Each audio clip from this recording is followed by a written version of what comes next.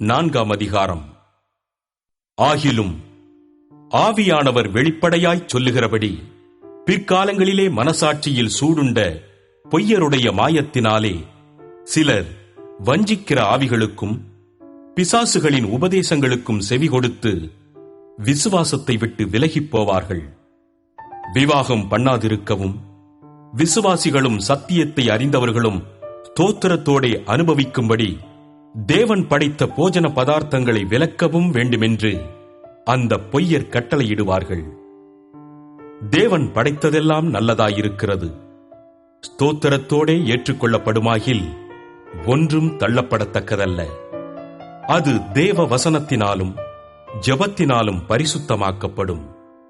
இவைகளை நீ சகோதரருக்கு போதித்து வந்தால் விசுவாசத்திற்குரிய வார்த்தைகளிலும் நீ அனுசரித்த நற்போதகத்திலும் தேறினவனாகி இயேசு கிறிஸ்துவுக்கு நல்ல ஊழியக்காரனாயிருப்பாய். சீர்கேடும் கிளவிகள் பேச்சுமாயிருக்கிற கட்டுக்கதைகளுக்கு விலகி தேவ பக்திக்கேதுவான முயற்சி பண்ணு. சரீர முயற்சி அற்ப பிரயோஜனமுள்ளது. தேவ பக்தியானது இந்த ஜீவனுக்கும் இதற்கு பின்வரும் ஜீவனுக்கும் வாக்குத்தத்தம் உள்ளதாகையால் எல்லாவற்றிலும் பிரயோஜனம் உள்ளது. இந்த வார்த்தை உண்மையும் எல்லா அங்கீகரிப்புக்கும் பாத்திரமுமாயிருக்கிறது. இது நிமித்தம் பிரயாசப்படுகிறோம், நிந்தையும் அடைகிறோம். ஏனெனில் எல்லா மனுஷருக்கும் விசேஷமாக விசுவாசிகளுக்கும் இரட்சகராகிய ஜீவனுள்ள தேவன் மேல் நம்பிக்கை வைத்திருக்கிறோம். இவைகளை நீ கட்டளையிட்டு போதித்துக் கொண்டிரு.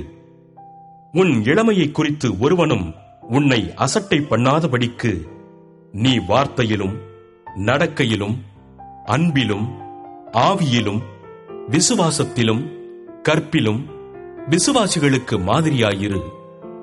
நான் வருமளவும் வாசிக்கிறதிலும் புத்தி சொல்லுகிறதிலும் உபதேசிக்கிறதிலும் ஜாக்கிரதையாயிரு. மூப்பராகிய சங்கத்தார் உன்மேல் கைகளை வைத்தபோது தீர்க்க தரிசனத்தினால் உனக்கு அளிக்கப்பட்ட வரத்தை பற்றி அசதியாயிராதே. நீ தேறுகிறது யாவருக்கும் விளங்கும்படி இவைகளையே சிந்தித்துக் கொண்டு இவைகளிலே நிலைத்திரு. உன்னை குறித்தும் உபதேசத்தை குறித்தும் எச்சரிக்கையாயிரு. இவைகளில் நிலை கொண்டிரு. இப்படி செய்வாயானால் உன்னையும் உன் உபதேசத்தை கேட்பவர்களையும் ரட்சித்துக் கொள்ளுவாய்.